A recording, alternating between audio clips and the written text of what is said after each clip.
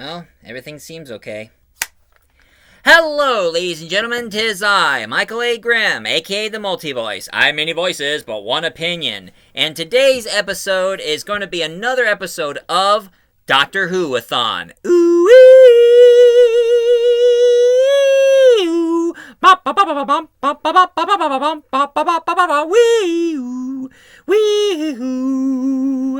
And, wow. Hard to believe that I am getting close to the end of my Doctor Who-Athon, ladies and gentlemen. Because after this, I'm going to be doing my review of the other one, would be the last of my Doctor Who-Athon. Oh yeah, and a little update.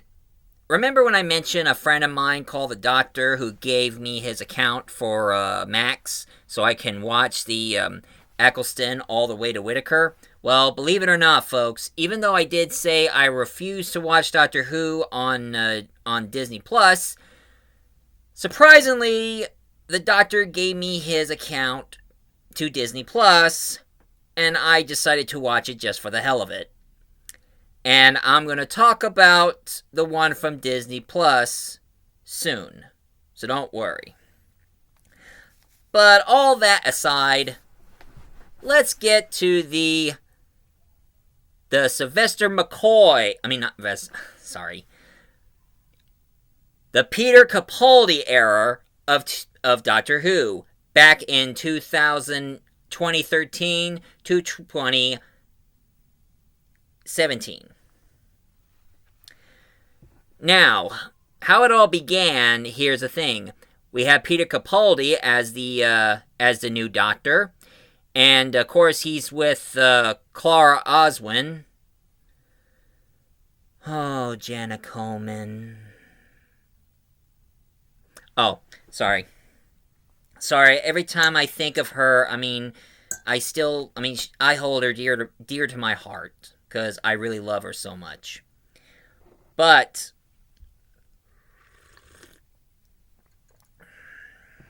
here is the surprise appearance.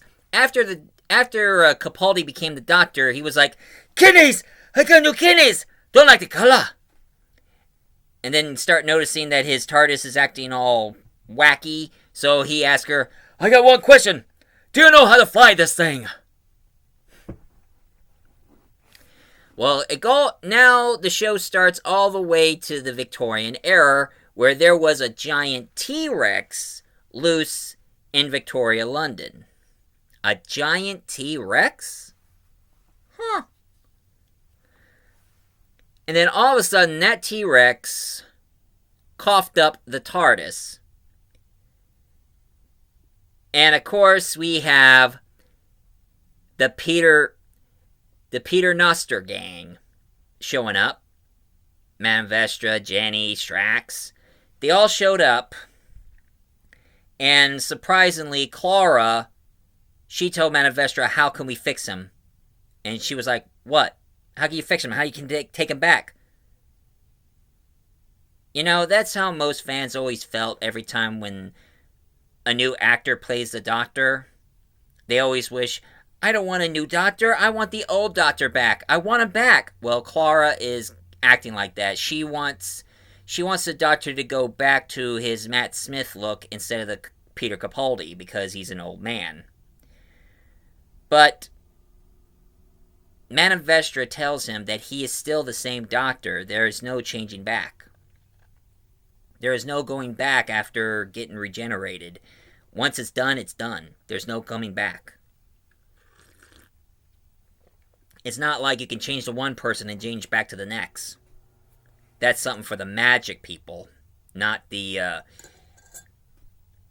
for Time Lords. But here's the strangest thing of all. Out comes this guy who calls himself the half-face guy, who is a clockwork droid. And you know those clockworks, the one that David Tennant snugged Madame de Pompadour? "I just snugged Madame de Pompadour." Huh. Well, they're back. Believe it or not. And it turns out what these people are, what those clockwork droids are doing, they're killing people and taking their body parts as their own.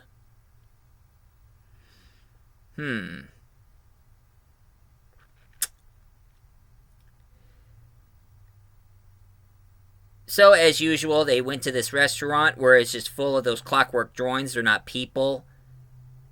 And the only thing that the Doctor and Clara can do is they have to hold their breath in order to get themselves out of here, but they sadly get transported into the basement era. And all these droids try to go after the Doctor and Clara, but Man Vestra and the others showed up.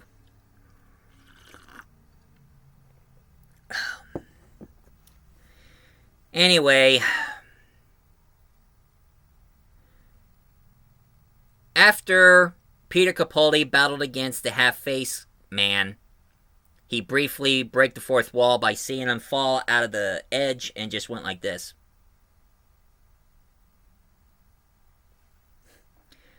Just stare right at the camera, which that's one thing I've been noticing in the latest series of Doctor Who. In the later series of Doctor Who, the Doctor never breaks the fourth wall. Only the classic ones can do that. Especially Tom Baker. I mean, sometimes when he looks at us, he's like, hello there. But Clara all of a sudden gets a phone call, and it is the Matt Smith Doctor. It turns out that the Doctor just knew that he was going to regenerate, so he decided to leave her a call to remember that even though he has to go, she needs to take care of the newest Doctor, Peter Capaldi's Doctor.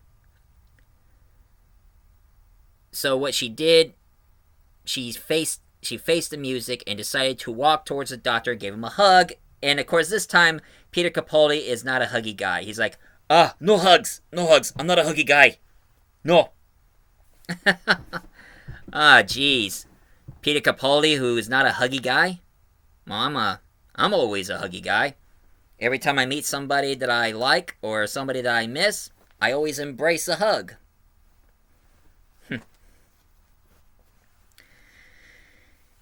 And then the next episode was called Into the Dalek, where we have this new character who goes by the name of Danny Pink, played by Samuel Anderson. And it turns out Clara and Danny, they met and they started having their get-together until the Doctor saved Journey Blue from the Daleks. And of course, Journey Blue was played by Zora Ashton. And then they went to outer space in the Dalek. Oh yeah.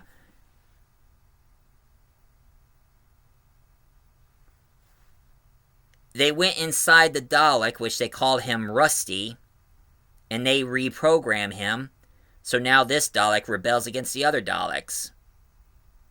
Now he hates being a Dalek and finds other Dalek as the enemy. So he starts killing every single Dalek.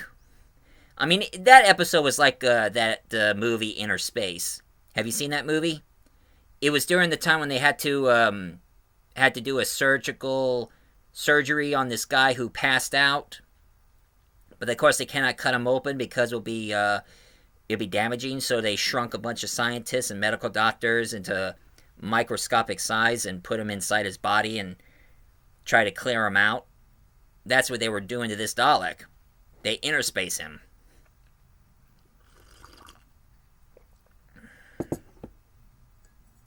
And of course, I remember Inner Space with Martin Short and Dennis Quaid. And then we have Robots in Sherwood. Geez. A Robin Hood.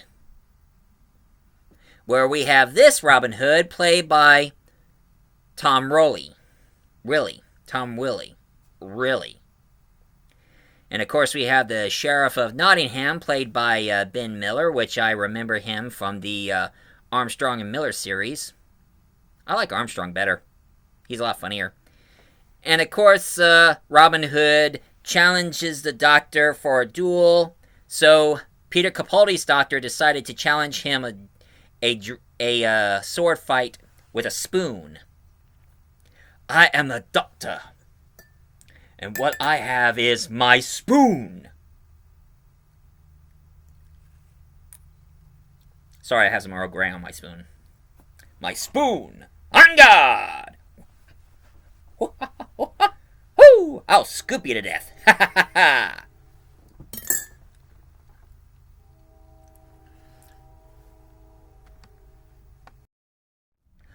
But anyway, turns out that the Sheriff of Nottingham have robot knights doing his bidding. And what he's planning to do, since the Sheriff of Nottingham believes in that there is life out in space, he decided to go out in space to find better lives for him to conquer. Even though the Doctor doesn't believe that Robin Hood is real. He thinks that they're just robots or something, but it turns out that they are real, somehow. And of course, he helps out this young girl in the prison to deal with those robot knights. But of course, at the end, it turns out that that girl that Peter Capaldi helped was actually Maid Marian, played by the very lovely Sabrina Bartlett.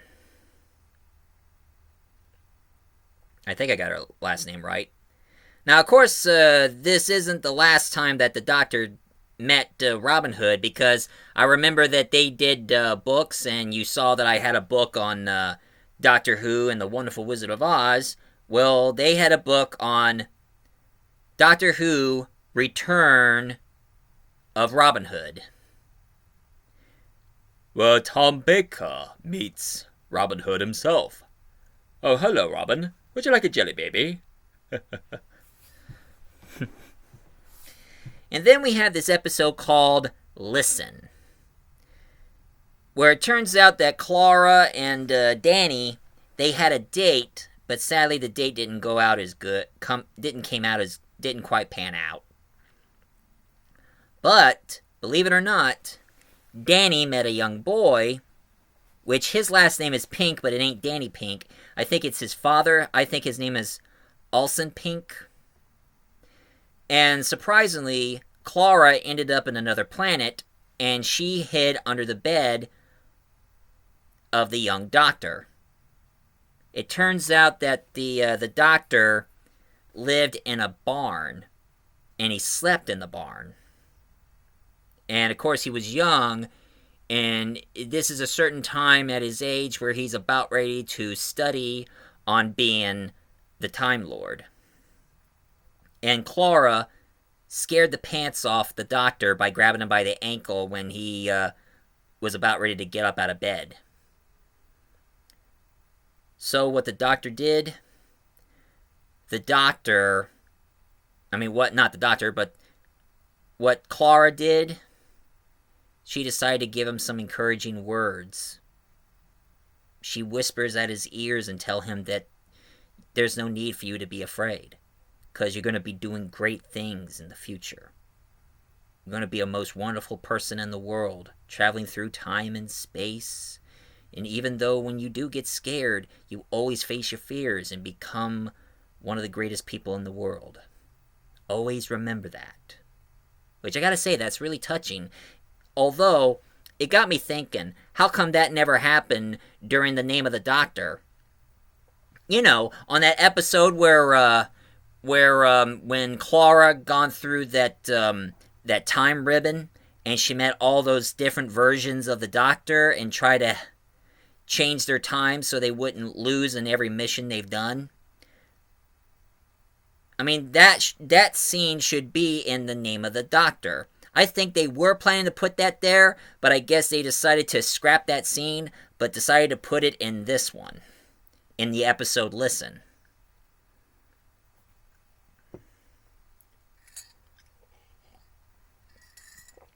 And this is why I love Clara. Because she's more grounded and, level headed. Because when Peter Capaldi, he starts getting all gung ho all of a sudden, and Clara is the only one who kind of tries to level things out, try to ease things.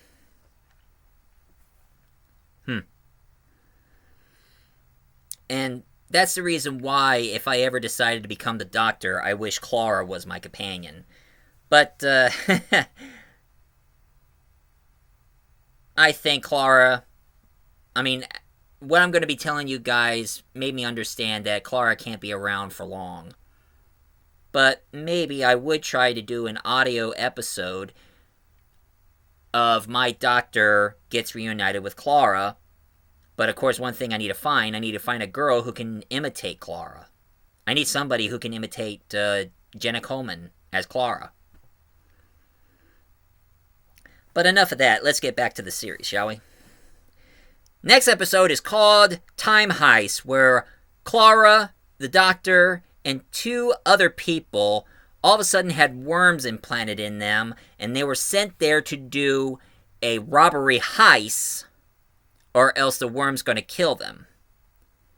And it all got to do with this giant creature who calls himself the Teller,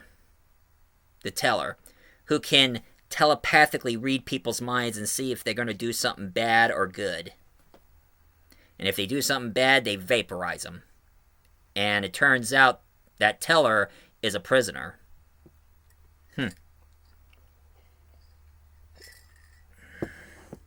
And they meet other 2 people that decided to help them out. We have Sabara Poppy Bennett Romer. And also Cy, played by Jonathan Bailey. Now, Sabara, she has the ability of shape-shifting. She can shape-shift herself into anything. And Cy, he's just like a master safecracker. And the woman who runs this whole entire place, they were planning to rob a futuristic bank before Earth itself is going to be burned because it's getting too close to the sun. And the woman who owns the place, her name is Miss Defrix, played by Kelly Hollis. And it turns out that there are clones of her. And then all of a sudden, they notice one thing. What is held inside the bank is a female teller. And since the Doctor kind of figured out what's going to happen, he decided to walk towards Miss Delphax and gives him his number on his blue box and tells her to call him. Because he knows what she's going to do will be very bad, and if she wants to redeem herself, she needs to call him for help. So they did. She called him, and they helped, and now he got the 2 tellers together, and they are safe and sound in another part of the planet. That was sweet, actually.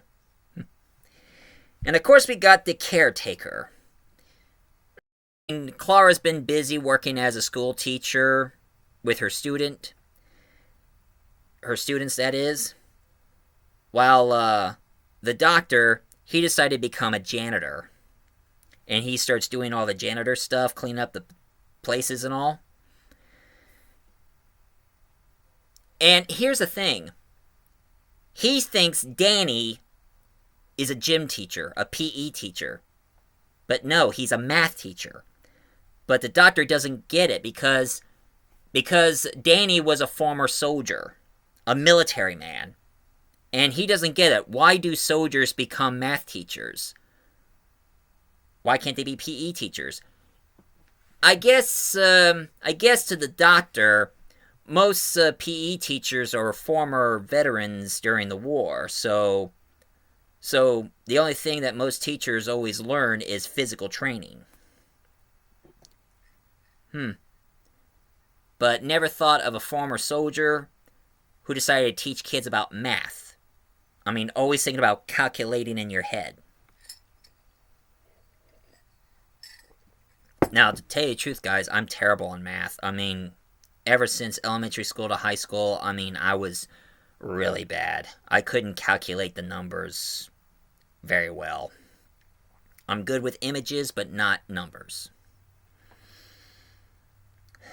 And of course, it turns out that this school has been overrun by this alien who calls himself the Skavox Blitzer. Skalvak Blitzer. And of course, there is this one student, goes by the name of Courtney Wood, played by Elise George. She's starting to get all snoopy, just, stick her nose into other people's business and all. So, she starts getting all nosy to the Doctor, and knows exactly what he is and about the TARDIS.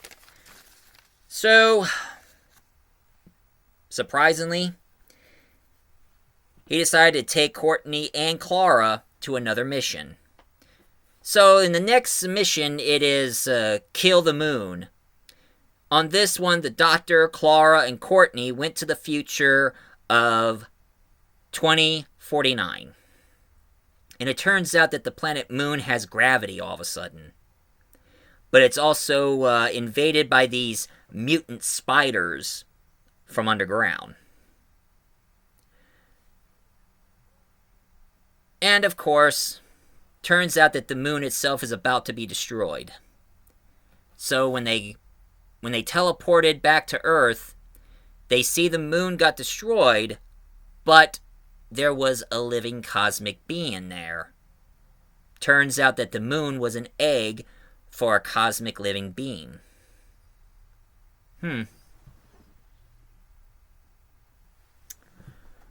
That got me thinking.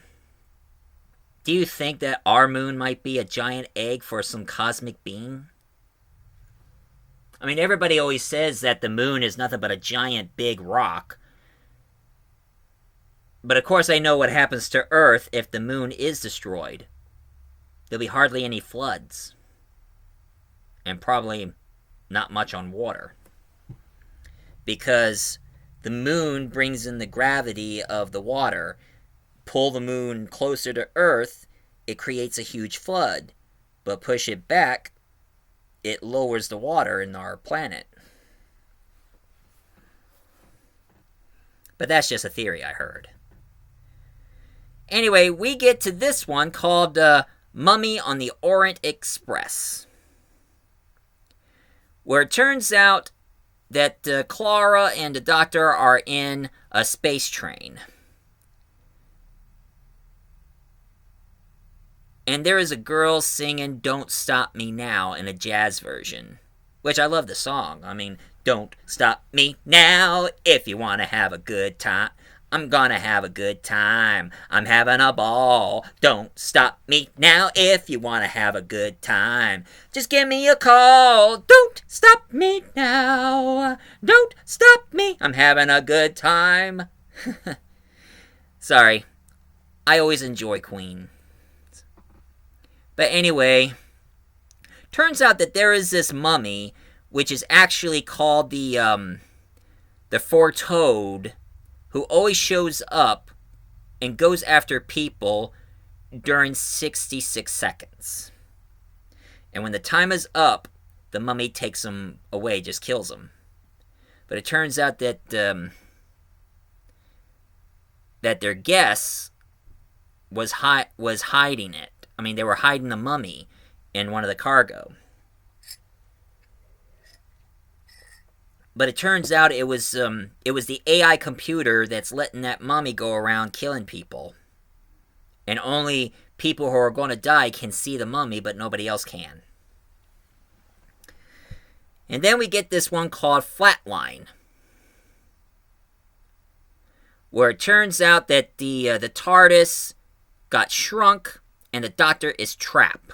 I mean, the TARDIS kept getting shrunk to this size, and then it starts turning into a cube, while the Doctor, he's almost suffocating, And it turns out there's these creatures who calls themselves the Boneless.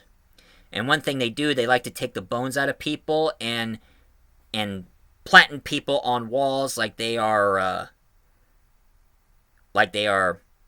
street signs. Or like street art.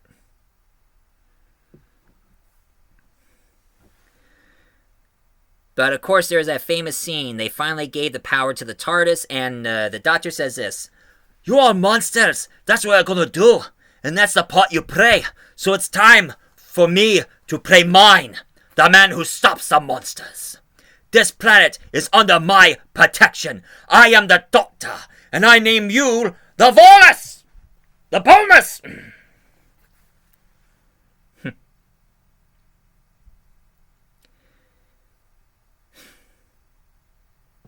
And then the next episode, this one is called In the Forests of the Night, where London is covered with woods. I mean, trees and plants everywhere.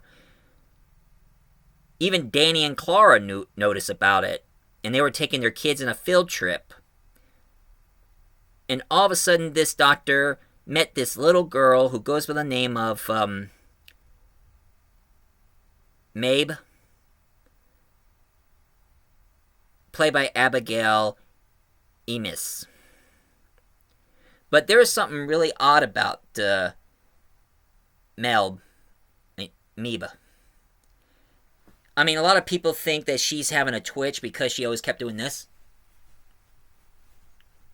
But it turns out she's seeing things that people cannot see. And the doctor starts showing everybody what she's seeing. She sees these little fireflies buzzing around her. That's why she's all like this, because they always keep getting in front of her, and she's trying to shoo them away. But people think she has like some kind of a mental twitch. You call this a mental twitch? This is a mental twitch. This is a mental twitch. This is a mental twitch. But this? No, it's not. I mean, I have years knowing about people's personality, and this, it just looks more like she's trying to shoo something away, like something's in her way.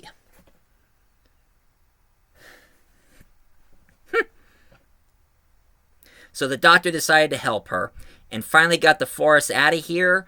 And of course, it turns out that she lost her sister. But when all the woods was all gone, she finally got reunited with her sister. Turns out she was hiding in the woods, but couldn't get out. And then we have this episode called Dark Water. Danny gets hit by a car, and Clara was forced to go back in time and fix it. And the doctor helped, even though you're not allowed to try to change somebody's fate. I mean, heck, Christopher Eccleston showed that. I mean, remember when Rose was trying to save her dad, but that created a time paradox, and a bunch of time reavers showed up and wiped everything out of existence?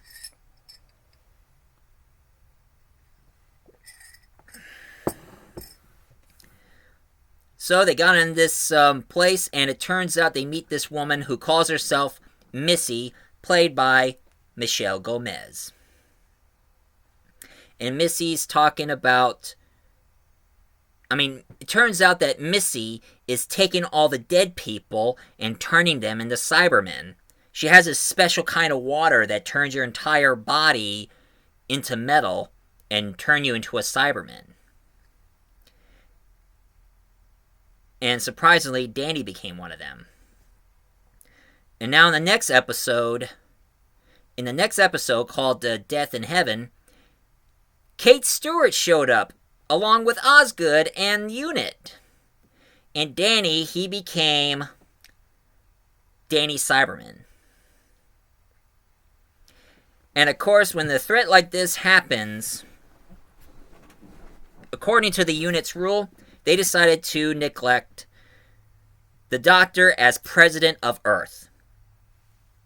President of Earth? Well, since the Doctor has been like a consultant to Unit, And he did help them out during all these evil threats. Therefore, they decided on a certain crisis which involves the whole entire Earth. They quickly elected the Doctor as president of Earth. Not bad.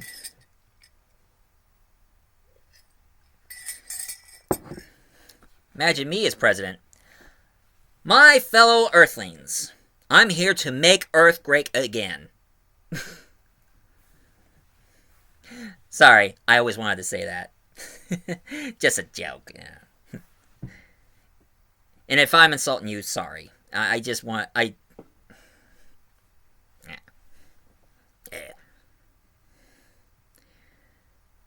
In case you ask, I am a supporter. Sorry, guys. But anyway...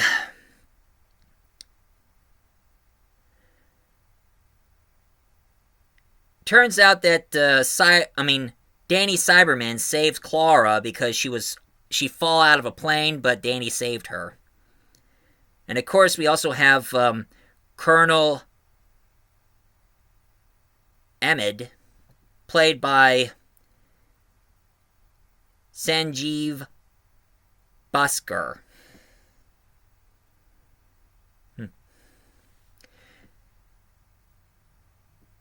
And of course, Missy helpline Cyber Danny to save the world.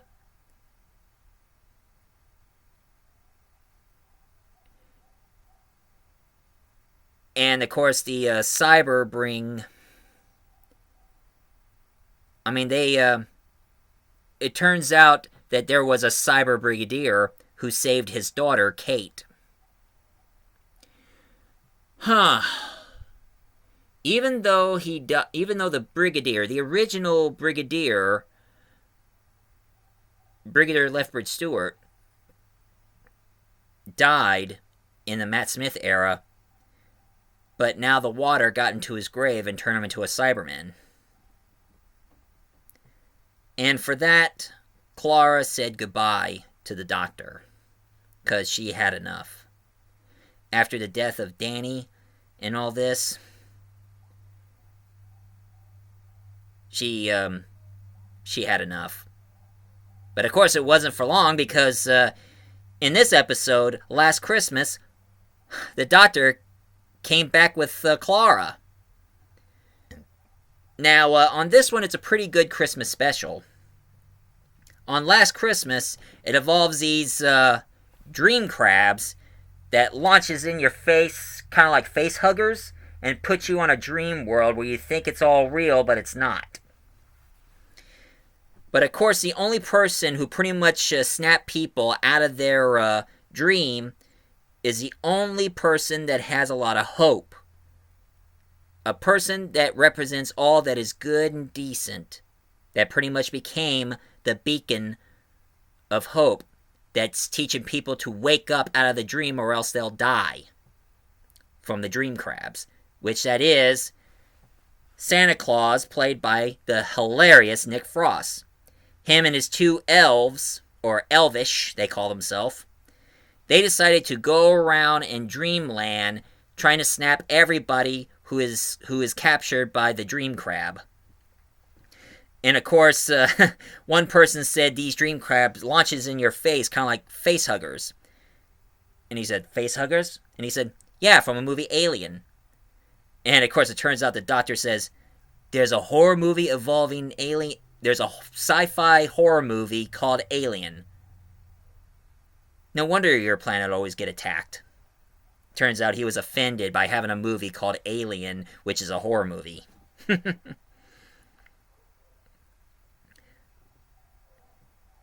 But anyway, after they got out of their situation, the Doctor, he decided to spend Christmas with Clara, but it turns out that it was too long, so Clara is an old lady. Which I have to say, good makeup work, because I guess this is the future of what she would look like when she gets old. She looks very pretty for an old lady. But of course, we can't be too sure. We saw Kate Beckinsale old in that movie Click, but when we saw Kate Beckinsale now, she looks nothing like what she looked like in the movie when they made her old. And a lot of people said she looked really hot when she was old. But I guess way too many facelifts and cosmetic surgery. This is why I'm against it.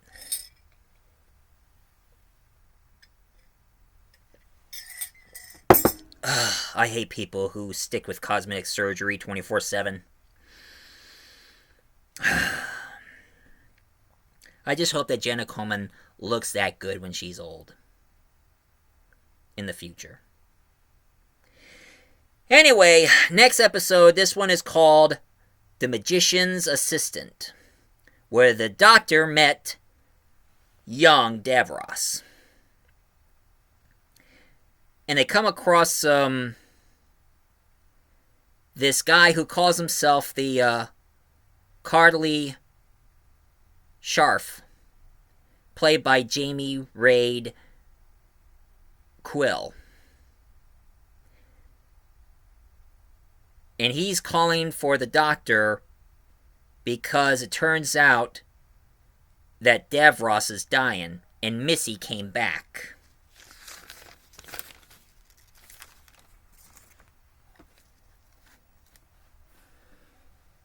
And of course on this one,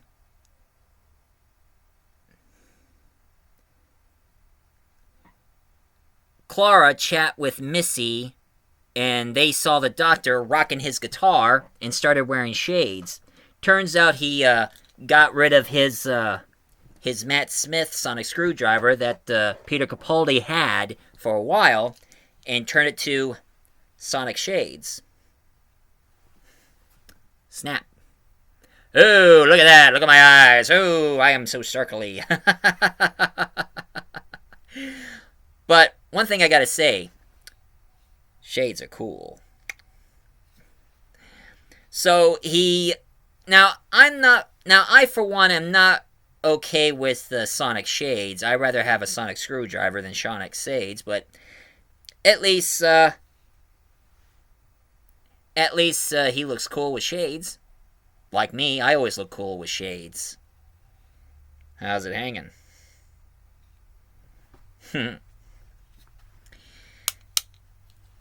But anyway, now of course him playing the guitar, now that's him playing that guitar because, believe it or not, long ago Peter Capaldi was with an 80s punk band way back then. So before he became an actor, he had a career joining the punk rock band before he became an actor. And of course I heard that he was also an Academy Award winning actor, which that's pretty awesome. Anyway, the Doctor met Davros. Missy and Clara killed a Cyberman. And now in the next episode, called the Witch's Familiar, they saved the Vortex manipulator. The Doctor and of course the Doctor took Davros out of his chair and starts driving his chair. Missy killed a Dalek and told Clara to get into it. And of course Davros saw the Doctor's saw the sunrise while he was dying. The Doctor did help healing him, but it turns out it was a trick.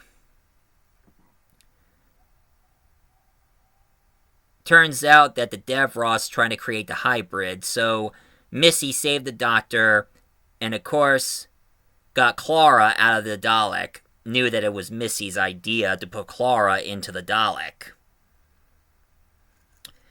Damn you, Missy. Oh, while I'm on the subject on Missy, here's one thing I had a theory. Since the Missy explained to herself that she is actually the Master who regenerated into a woman. And I think I know why. It's been a long time since we ever had an episode where it involves the Ronnie. I mean, everybody who watches the classic knows about the Ronnie. She was the Doctor's old friend until she got herself involved with sick, twisted experiments that pretty much banished her out of Gallifrey. But she still keeps on doing her sick, twisted experiments, and the Doctor always been there to stop her. So, what they done, they decided to combine the Master and Ronnie together, and that's why they have the Master regenerate into a woman and calls herself Missy.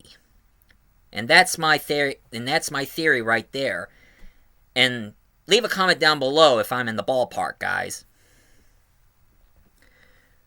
But anyway, the next episode is called Under the Lake. And this one involves the Albert Prentice Ghost Tavlin. Yeah,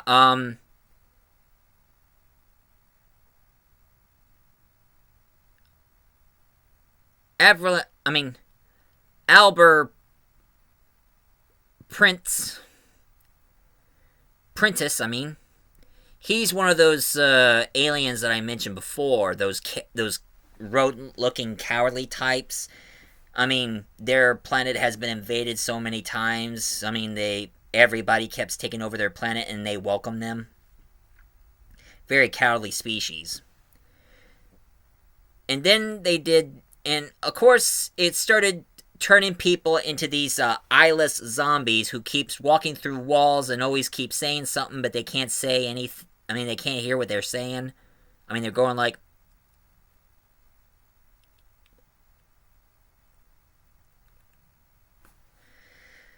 But anyway, it turns out it's got to do in the past where there was called Before the Flood, where it deals with the Fisher King.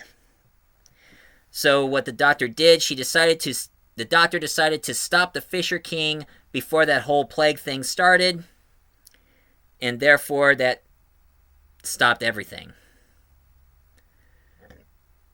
And then we have the episode called The Girl Who Died. Takes back an ancient Viking where the Doctor heard a baby cry.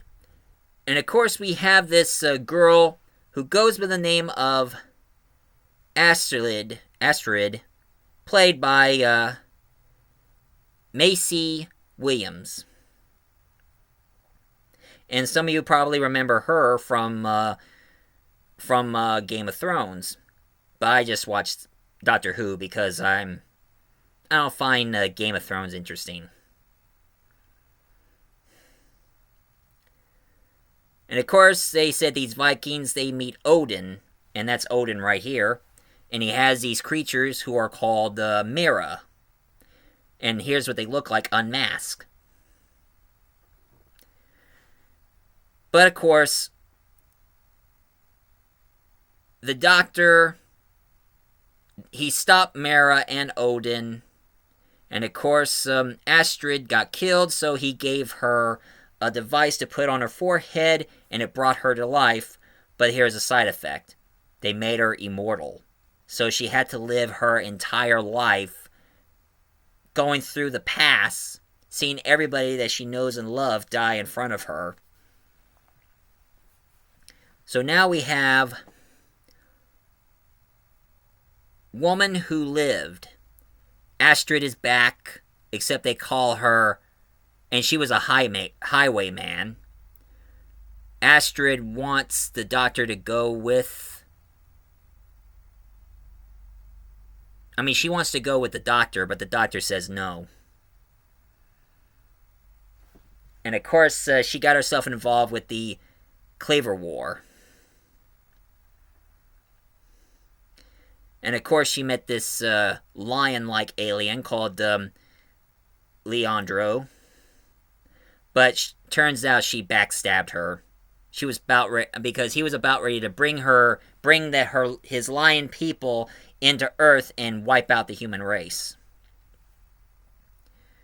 But of course, as usual, the Doctor foiled his plans and warned Astrid to quit trusting other aliens. And then we have this one called the Zygon Investro, where it's the Zygons again. And of course, Osgood is with them. And they have this device called the Osgood box. And of course, one of the Zygons took the shape of Clara. And of course, Kate Lethbridge Stewart had one box, while the Zygon, Clara, had the other box. And that's when the Doctor made a speech, what's it going to feel like after wiping out one certain species. Because the Doctor knows what it feels like, because he did that on Gallifrey, wiping out every single Dalek. I mean, the only alternative he did was burn Gallifrey. That pretty much killed everybody on Gallifrey, but at least it would get rid of the Daleks. And he still had nightmares over their screams and everything.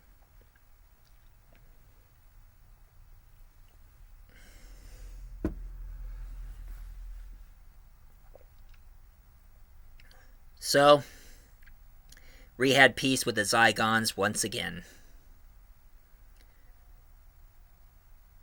And then we have the Sleep No More evolving the Sandman. And then we have this one that pretty much put tears in my eyes. Face the Raven. Where it turns out that that Clara has a friend who has a tattoo in the back of his neck, and these are all numbers on how long he has until he has to die. And when their number's up, the Raven shows up and takes them away, kills them, and move on. And Astrid is behind this. She lives in a small town of refugee aliens and put them in a cloaking device so they can disguise themselves as humans so they won't be recognized by others.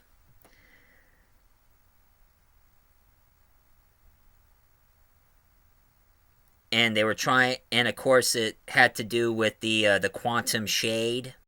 It turns out that the alien that they blamed Clara's friend was actually, it turns out there's a two-faced alien species who calls himself the Jazik. And they're the ones who has a face on one side and the face behind their heads. Somehow, Astrid wanted to get the Doctor and Clara's attention, but here's the thing. Clara, she thought that the Doctor would help out on this if she switched the tattoo to her instead of her friend. But Astrid saw the tattoo on the back of Clara's neck, and there's nothing Astrid can do. She can do it on her friend, but not on Clara, because once it's switched, there's nothing she can do. And the Doctor couldn't do anything. So, sadly, Clara had to face the Raven, so the Raven swooped right under her chest, and black smoke came out of her mouth. And that's when Clara died.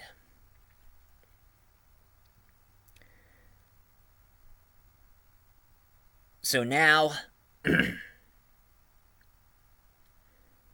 the Doctor decided to go back to Gallifrey in this episode called Heaven Sent, where it involves the Veil.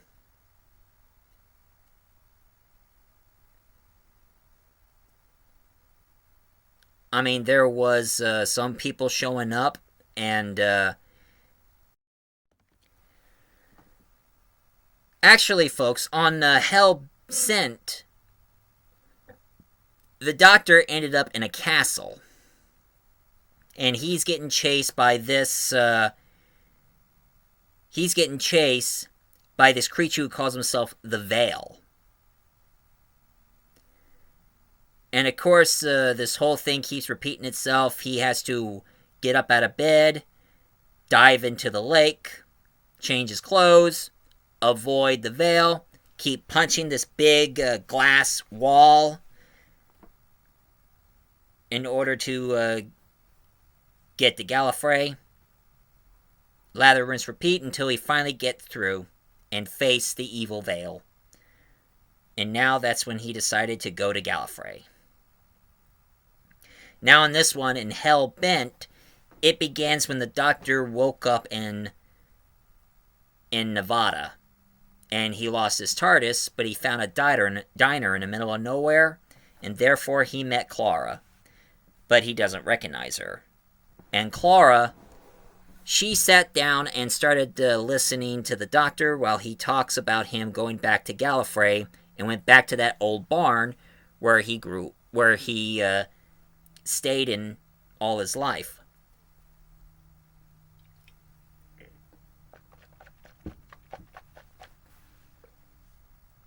And this time we have Rassilon, who is not played by Timothy Dalton, but played by Donald Shumter. And of course there is the General, played by Ken Bones. And of course this other person called Gasrin, played by Melanie Kirby. And of course one of the Sisterhood of Karn, Ula, played by Claire Higgins. They're all together knowing about the Doctor. I mean, they walk up to him, knock on his door, greeting him, but the Doctor slammed the door in his face. And then the General showed up with a couple of troops, shut the door, walked out, and then this is when it comes to this. The reason why the Doctor is in Gallifrey is because he wants Rassilon out of the planet. Because one thing he knows, even though he saved Gallifrey during the Time War, Rassilon is still in charge of Gallifrey. So he's demanding Rassilon to get out of the planet. But Rassilon didn't take it too well, so he demanded his troops to have a firing range against the Doctor. They all fired their guns, but it didn't hit the Doctor.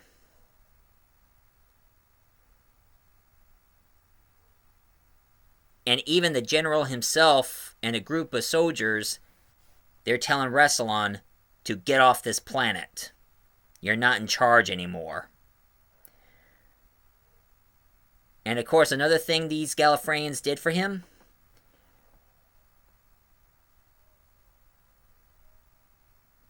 now,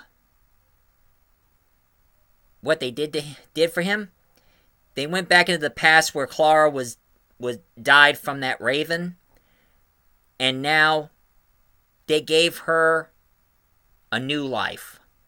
They saved her out of her death, even though her death is pretty much on a time stop. But they told the Doctor that she cannot stay this way because sooner or later she needs to go back and accept her fate. So what the Doctor did, he fired on the General, and the General gets regenerated to Femme General, played by Tessney Miller. And of course, he also tried to investigate this thing called the hybrid, which is actually the Closser Wraiths. So the Doctor and Clara still... They stole a new TARDIS and met Astrid. And it turns out that Astrid is the hybrid. Because he made her immortal.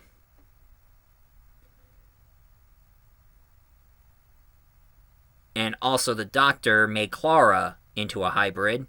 So now Clara and Astrid, they went out. They went to their own adventures with the new TARDIS, and that diner was the new TARDIS. So the Doctor found his old TARDIS,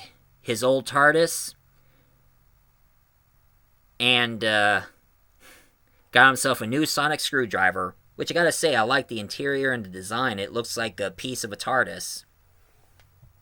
Pretty neat if you ask me.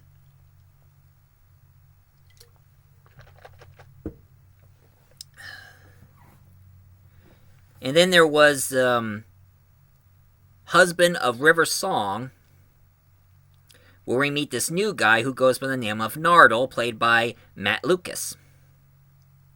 Which I remember him from Little Britain and Little Britain USA. And he got reunited with River Song one last time. And he meets this King Hydroflax, played by Greg Davis. It turns out there's a diamond inside his head. And they also met this other guy who is also River's husband, Roman, played by Philip Reyes Chowdhury.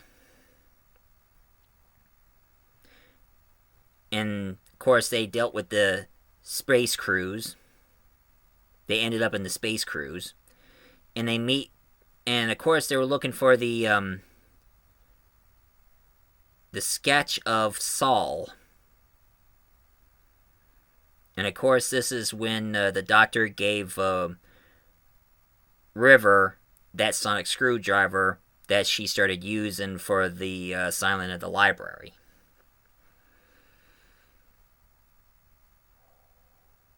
And now, here's a good one here, folks. I want to tell you on this one. There is this one called Return of Dr. Mysterio. And, of course, the Doctor meets this kid named Grant. And he gave Grant this glowing little pebble and this glass of water.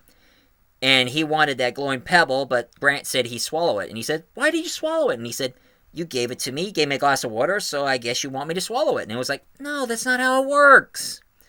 But, of course, Grant starts having superpowers. So now he's starting to become a superhero. And now Grant Gordon,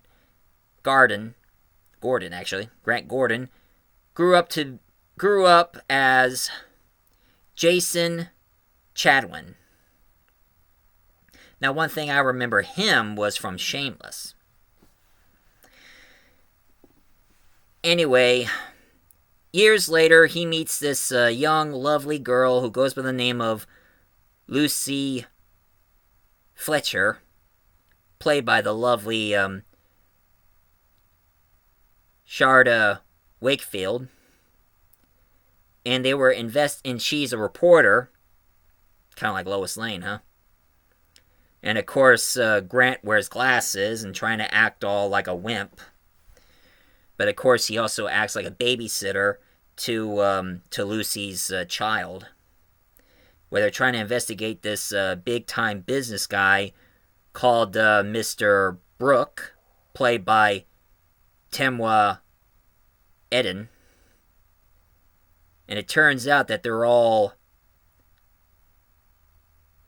Harmony Sill, the one who has like this big scar on their faces, and they do split. And they come this big brain with eyes. And of course, they also meet his doctor named Dr. Sim, played by Alexander Javanik. And also,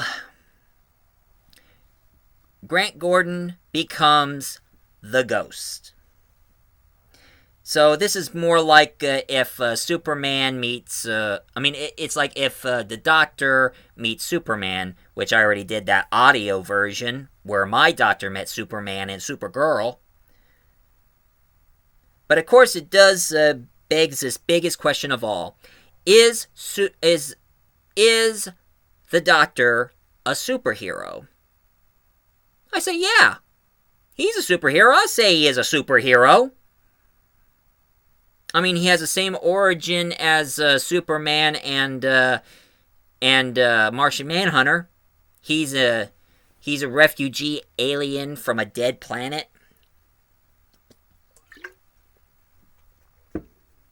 He regenerates when it's time for him to go, when he's about ready to die. Uses a gadget like the sonic screwdriver and his psychic paper, and uses his machine called the TARDIS where he can travel through time and space.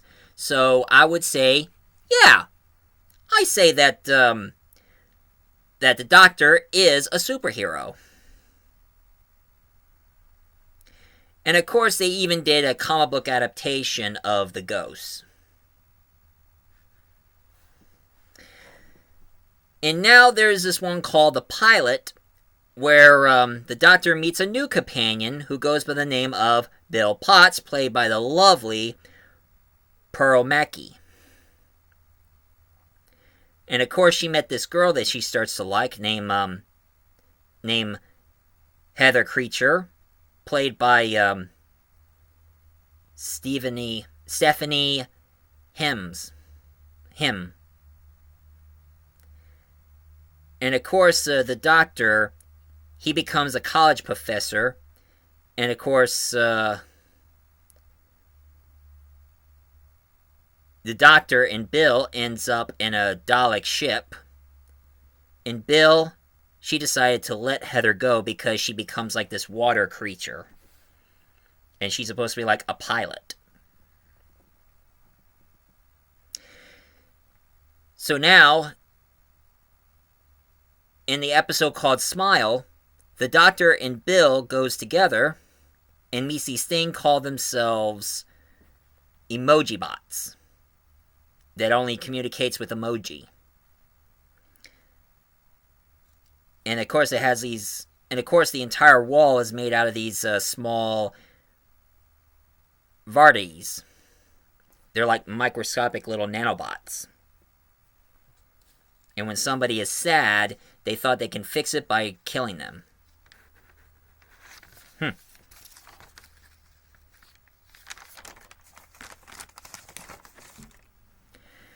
And then there is the episode called Thin Ice, where it takes place in 1814 in the River Thames. But of course they didn't know that the River Tam under it is actually a Tam ice snake. And it was owned by Lord Suthercliffe, played by Nicholas Burns.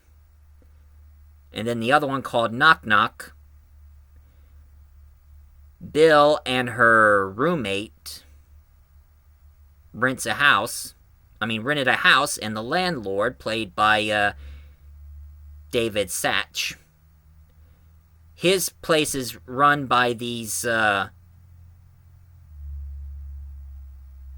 drays, and she was trying to help his mother, who is Lisa, who becomes like one of these wooden creatures.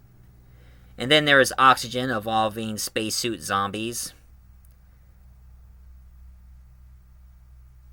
Extremis. Doctor had to execute Missy. The Vankel showed up. The Doctor is blind, and Missy is in the vault. So that's what's in that vault all that time. And then there is the pyramid at the end of the world, where these creatures who call themselves a monk, they created a virus that virtual reality sadly, these monks are not the same monks like I know, like the meddling monk, another Time Lord that they never use in the later series.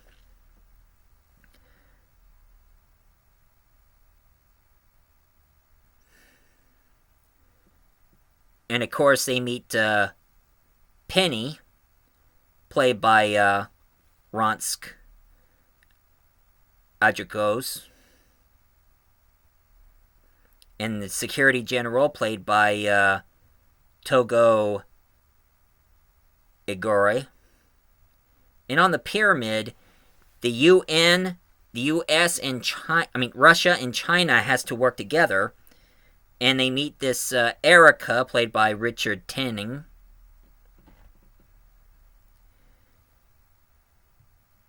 And Erica is a scientist who knows what's going on. So now her and the Doctor are working together to get rid of the virus. I forgot to mention one episode where the monks started spreading lies and saying that they're the protector. And also the other one called the Empress of Mars, where the British soldiers were about ready to kill the Empress of Mars herself, thanks to the Alpha Centauri, who contacted the Empress and brought her back to Mars. It's like, get your ass to Mars. And then there is this Eaters of Light, where it evolves the the pitch beast that's killing all the Romans. Bill get shot. Doctor tries to change Missy.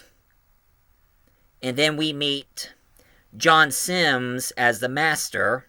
He returns, and now Missy and the Master are working together. And Bill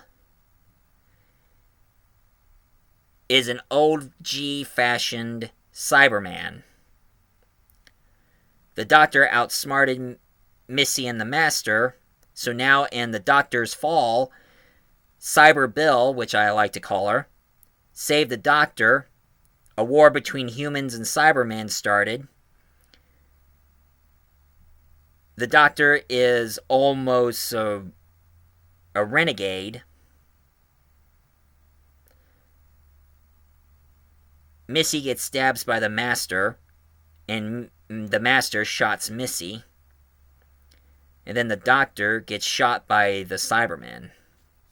And one thing I gotta say was pretty funny. When the Master starts talking to Missy, he says, "Is it wrong with you and me?" And of course Missy said, "Oh yes, very wrong." Which, it makes sense to me, because if two Time Lords who are the same people cannot be together, because it's like incest. But that's just my theory there. So now, the humans won. Bill reunited with Heather. And Nardole stayed with the humans. And it turns out there was a woman who fancied Nardole. Imagine that. And the Doctor went back to his TARDIS. And now we have this final story, Twice Upon a Time, where he meets the first Doctor, but not by William Hartnell because he's gone, but the guy who played William Hartnell on The Adventures Through Time and Space, David Bartley, as the first Doctor. And they meet this military captain, played by Mark Getz, and they're in World War I. And of course, the first Doctor's acting all sexist, and of course Bill is back, and telling Bill to clean up the place because it looks dusty. And of course, when Bill kind of cussed a bit, David Bartley, who plays William Hartnell's Doctor, he said, "Any language like that and you go in your right rave or a smack bottom." And they just stood there in silent, and then they both laughed. Peter Capaldi couldn't believe he was like that back in the old days. Jeez. But it turns out that the soldier, his name is Captain Lethbridge Stewart, the Brigadier's father. And I don't mean Kate Lethbridge Stewart, I mean the original Brigadier himself. And it turns out that there's a glass avatar who calls himself the Testimony. And he also meets the Daleks and Rusty. And of course, now here's the thing, it made me want to cry. It made me wept because it's World War I's Christmas. The Christmas of World War I. The time where all the enemies started killing each other and started celebrating Christmas together. And that was the first moment where peace started in World War II. And seeing all these Germans and British and other people who are involved in World War One, they stop killing each other and start becoming friends with each other and start celebrating Christmas. Oh God, it always gets me every time I think about it. It's not often that most people celebrate Christmas during the war. Only World War One that happened. But it never did happen on World War II or any of the other wars.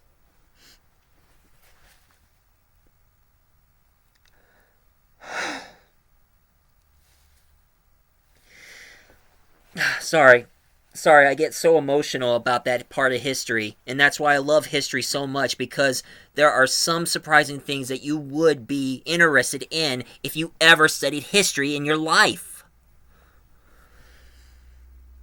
But I'm okay. I'm okay now. I'm okay. But anyway, that's when the first Doctor says farewell to Peter Capaldi's Doctor, and the Doctor, he starts saying goodbye, and of course says, don't ever eat pears, which I hate pears myself, so there's not a chance in hell I'll eat a pear. And here, Peter Capaldi's Doctor regenerate into Jodie Whittaker. And that is my review of the Capaldi era for today. So for any of you who loves this review of the Capaldi era of Doctor Who, please leave a comment down below, hit like, and subscribe for more. So stay tuned for the Whittaker era, where I'm going to talk about Jodie Whittaker. So this is Michael A. Grimm, a.k.a. Multi-Voice Doctor, saying, I remembered so I can jog your memory, and see you later.